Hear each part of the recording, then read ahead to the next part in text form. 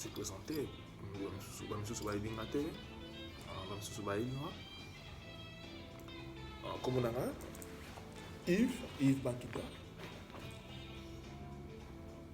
Naza congolais. Quand on a zo balingala, on est grandi na Mbandaka. Ville de Mbandaka. On a goûté na clinique. Je crois Mbandaka na bien bien, mais ça fait longtemps mais parce que na mona Mbandaka, puis on a des sportifs. On a des basketteur, on a mis dans le basket, on a mis dans Lamont, dans Houston, Texas. Ouais. Il y a une présentation pour se présenter pour la bino. Premièrement, on a très gentil, très cool, dans Mutunoso. Ouais, on a une vidéo à répondre. Ou bien répondre ou bien en lobby, ou de discuter poliment, ou à partager connaissances poliment, très bien. Et on a calme parce que trop c'est trop. Tout mingi.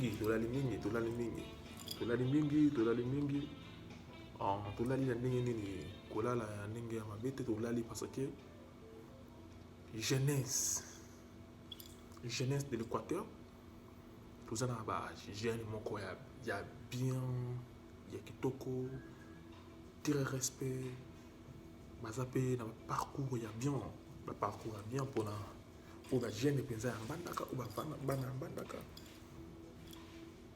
Bazali mais son nini toyo kaka pour na kolobela mboka na biso, son nini o na monaka. O biso toyo kaka pour na kolobela pour na mboka na biso pour na kozala fier nango. Et loko l'équipe place où ta ezate et loko l'équipe place où ta ezate.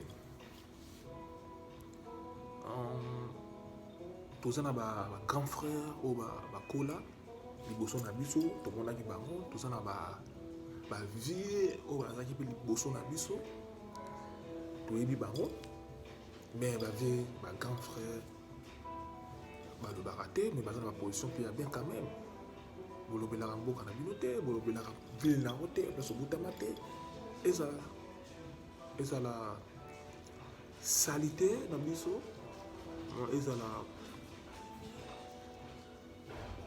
koloba ya oba lobaka pona mboka na biso pour que rejeune biso et rejeune biso tant monta bien soka lingio akolobelo makambo akolobelo tout oyo azana posa koloba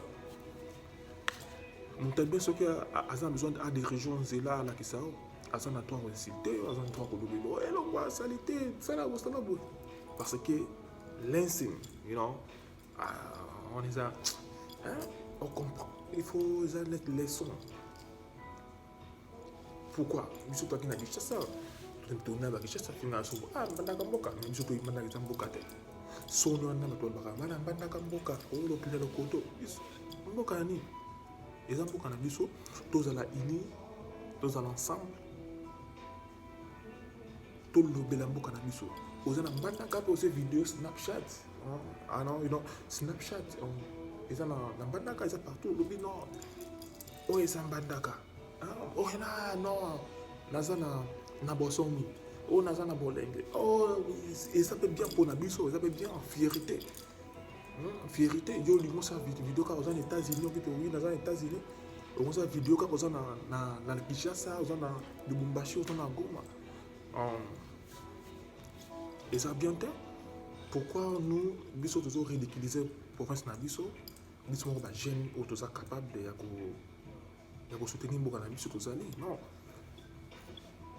tolongola makambo ya politique na mutu na biso tolongola esprit de partage na Mbokana biso tolongola esprit ya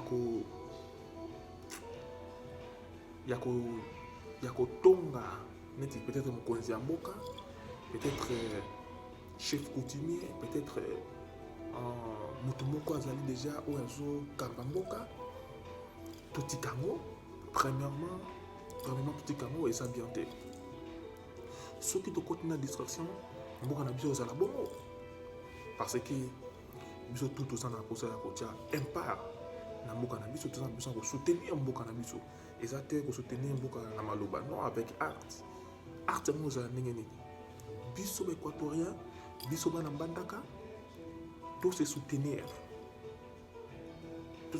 non biso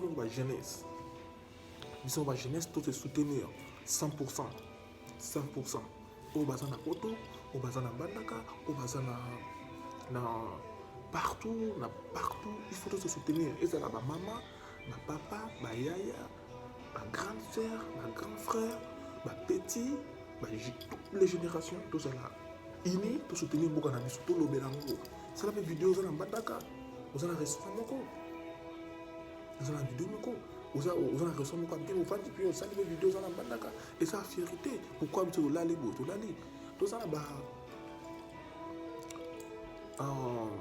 vie moko aza journaliste vie Christian Bosembe mais vie Christian Bosembe aza maintenant tokopesa coup de chapeau beaucoup quand même respect parce que la génération na biso quand tu te colles on peut pas noter mais génération na biso tout le monde ba grand frère na biso ba grand frère ba massa ba grand frère na ngai ba wana grand frère na ba de tout des grand frère mais bazaki na ba kosala ba émission na bandaka na banini VP à développer comment pe la chaîne moko na Kinshasa quand même VP lobela te mboka na o kolobela mboka te pour na selon critique lobela jeunesse totelema zala fier na mboka na o ata liboke na biso en tout cas ça la mo fier c'est qu'on a lobela biso so biso to bité nana comme ça mboka na biso biso comme ça mboka na biso te yo le comme ça Kinshasa mais Kinshasa eza capitale na biso eza capitale na Mobutu mais comme ça na mboka na zala fier na mboka na o tolongola bato image que mbandaka eza mboka tolongola bato image que mbandaka ekoboma te tolongola bato image que mbandaka ezali place moko poubelle tolongola bato image wana biso moko totelema à 100% nasengi na bino bato oyo bakotala video bapartage yango bapartage lakisa bakonzi mpe ya mboka balakisa bato tu eza bato tu oyo baza na besoin de développement mboka ngai naza mwana na bino nazwi courage ya koloba parce que toza na besoin ya kolobela mpe mboka na biso kozala mpe fier nango parce que biso toza bajeune déjà tosie mwa kokola tosie mwa kocomprendre makambo il faut topartage yango toutes les générations topartage yango na lisusu oyo nalingi naloba namonaki nakota Facebook ezalaka difficile parce que Facebook nanga mingi ezalaka basi oyo basalelaka yango ezalaka moto mpe asalelaka makambo wana mais namonaki vie na biso komi nani Narcisse ilonga tete wana bagrand frère mpe bagrand frère atiaki photo moko boatie Goma mbandaka mais c'est ridicule quand même pour epa na nga na mona moza neti eza ridicule makasi neti okoridiculize mboka na province na o aka bagoma bazalaki très